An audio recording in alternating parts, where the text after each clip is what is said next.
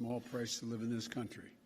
But I want to tell everyone with children why, as they're filing their taxes today, they should know that a new tax cut will be coming their way for working class and middle class folks, and very soon. As everyone knows, we firmly believe the need to make our tax system work for the middle class. That's why I think we should ask corporations in the top 1% to start paying their fair share, and why we should crack down on millionaires and billionaires who escape taxes by cheating. But I also think we need to give ordinary families a break, a tax break, to help them with the cost of raising their kids.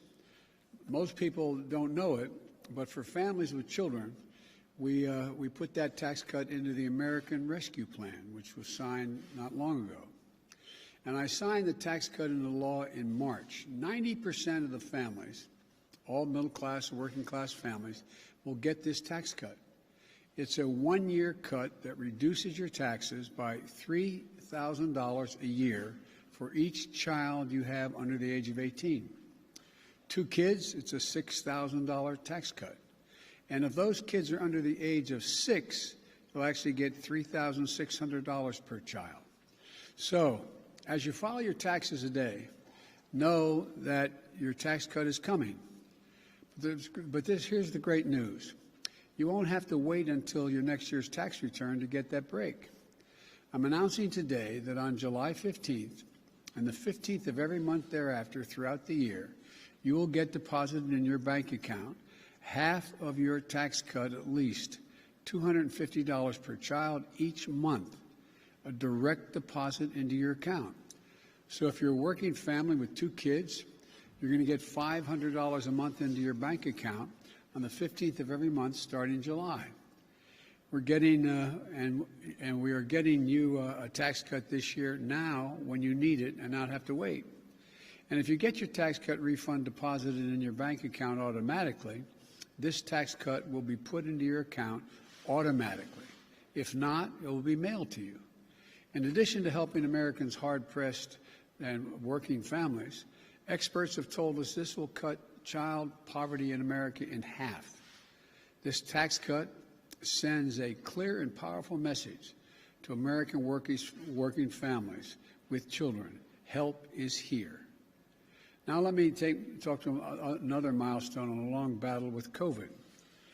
Today, for the first time since the pandemic began, pandemic cases are down in all 50 states. First time. That's right. Thanks a lot to the hard work of so many people, COVID cases are down in all 50 states. Now, I can't promise that will continue this way. We know there will be advances and setbacks, and we know that there are many flare-ups that could occur.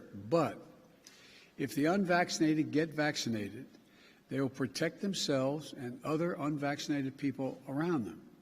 If they do not, states with low vaccination rates may see those rates go up, may see this progress reversed. Ultimately, those who are not vaccinated will end up paying the price. The vaccinated will continue to be protected against severe illnesses, but others may not be if you're not vaccinated. But given that the vaccination is convenient and free, it'll be a tragedy and a needless one to see COVID cases among those who do not get vaccinated go up. We're not done fighting this virus. We still have tens of millions left to vaccinate.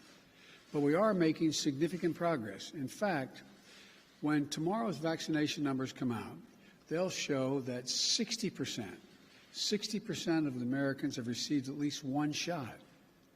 Every day, the light at the end of that tunnel is growing brighter. This vaccination effort has been a historic logistical achievement for our nation. And I want to thank the scientists and the researchers, the companies manufacturing the vaccines, the National Guard, the U.S. military, FEMA, the nation's governors, doctors, nurses, pharmacists. And I want to thank the American people who have stepped up and done their patriotic duty and gotten vaccinated. In less than 4 months, we've gone from less than 6% to 60% of adults in America with at least one shot. We're seeing the results in live and we've seen the results in people's lives and in their livelihoods. Deaths are down from COVID by 81%, and also at their lowest level since April of 2020. As a result of our prompt action to roll out the vaccine and boost the economy, we've gone from stagnation to an economy that is growing faster than it has in nearly 40 years.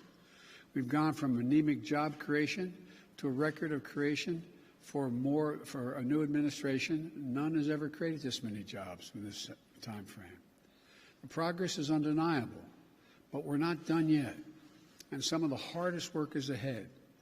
We're still losing too many Americans, and we still have too many unvaccinated people in America. Last week, the CDC announced that if you're fully vaccinated, you no longer have to wear a mask. They reported that the science now shows that your vaccination protects you as well as being masked or better than being masked.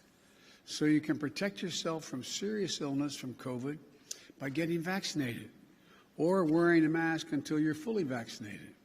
Either way, you're protected. As I said last week, some people may want to continue to wear masks, even if they are fully vaccinated. That's a decision they can make. Some businesses may want to continue to require wearing masks. Let's all be kind and respectful to one another as we come out of this pandemic and respect those who want to continue to wear a mask, even if they've been vaccinated. Above all, let's work together, though, to meet the target I've set of 70% of adults, all adults, with at least one shot by July the 4th. 7 states have already done this. Getting vaccinated has never been easier. We are 80,000 locations where you can get a shot. 90% of you live within 5 miles of one of those locations. You can now find a vaccine site near you by texting your zip code to 438829. 438829. Your zip code and that number. You'll get all the places near you. Many places don't require an appointment. Just walk in and get the shot. It's free, and everyone 12 years and above is eligible. If you need help getting your vaccine site, getting to or from your vaccination site, Lyft and Uber are offering free rides to take you to the vaccination site and bring you back home between May 24th and July the 4th to anyone who wants to get vaccinated.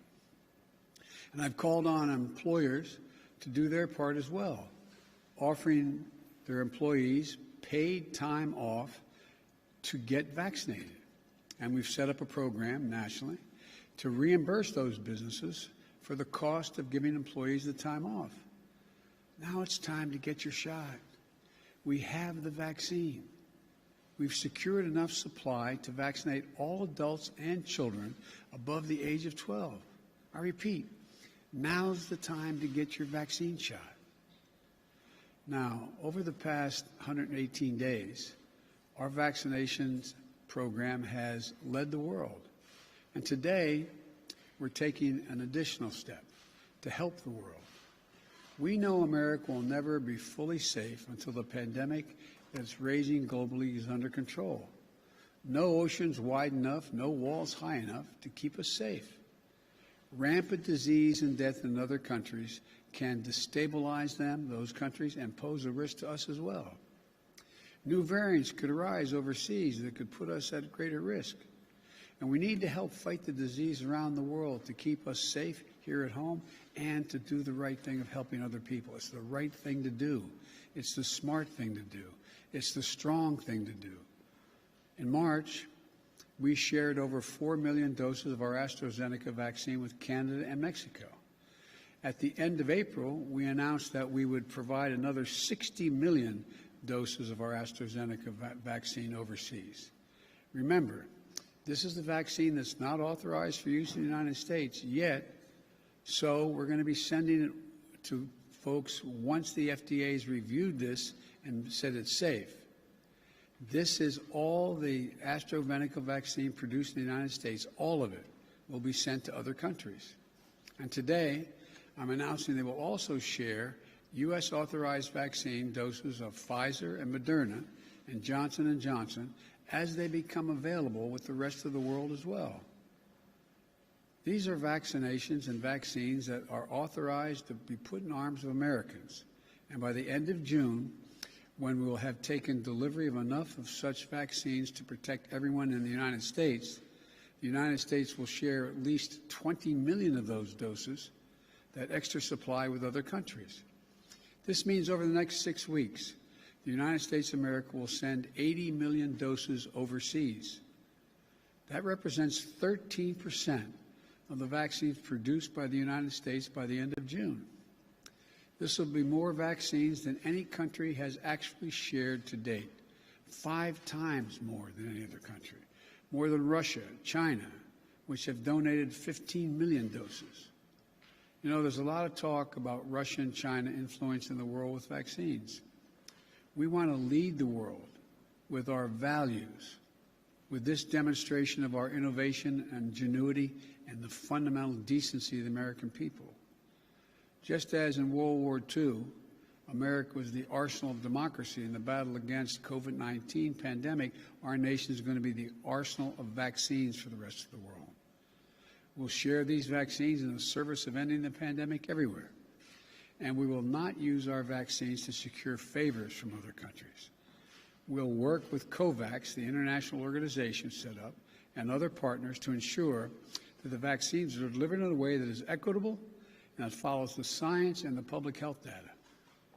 Today's announcement to share 80 million doses is our next step as we ramp up the efforts to respond to COVID-19 around the world. In the weeks ahead, working with the world's democracies, we'll coordinate a multilateral effort to end this pandemic. I expect to announce progress in this area at the G7 summit in the United Kingdom in June, which I plan on attending.